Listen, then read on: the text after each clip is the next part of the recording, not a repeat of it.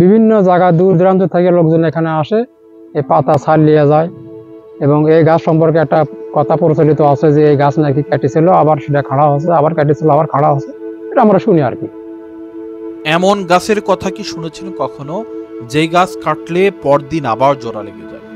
এই গাছের কোনো নাম নেই, কি জাতের গাছ সেটাও জানে না স্থানীয় লোকজন। দেশের বৃক্ষ গবেষক অনেকে এসেছে কিন্তু নির্ণয় করতে পারেনি সঠিক জাত, তাই এই গাছের নাম অচিন বৃক্ষ। বগুড়ার কাহালুর মুরইল জমিদার বাড়িতে রয়েছে শত বছরের পুরাতন এই গাছ। এই গাছ নিয়ে প্রচলিত আছে অনেক মিথ। স্থানীয় লোকজনদের কাছ থেকে জানতে পারি এই গাছ কাটা হয়েছিল মোট 3 বার।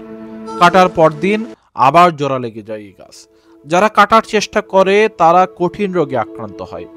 গাছের গোড়ায় কাটার মতো সমান্তরাল কিছু দাগও রয়েছে, যেটি ঘিরে আছে পুরো গাছকে। এই কাটা দাগ দেখে অনেকে বিশ্বাস করে গাছটি হয়তো বা কাটা হয়েও থাকতে পারে। এছাড়া এই গাছের ডালপালা বা ফল থেকে এই জাতের কোনো গাছ জন্মাতে পারেনি কেউ। অচিন এই বৃক্ষকে হিন্দু ধর্মের লোকজন পুজো করে। গাছের ছাল বাকল তুলে নিয়ে গিয়ে অনেকে অসুখের জন্য খায়। এলাকাবাসী জানায় অনেকের অসুখ নাকি ভালোও হয়ে যায়।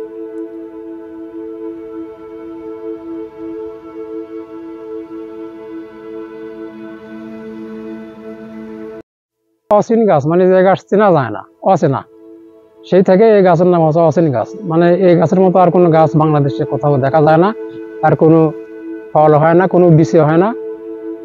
এই জন্য কেউ চিনতে পারে না বলে একে অচিন গাছ বলে সবাই বলে। এই গাছের ডালপালা বা ফলমূল নিয়ে যে কি আরেকটা গাছ কেউ করতে পারছে না, আর কোনো বিচি হয় না, এবং আর ডাল উড়ে দিলে কোনো গাছ টাছ হয় না, কলম করলেও হয় না।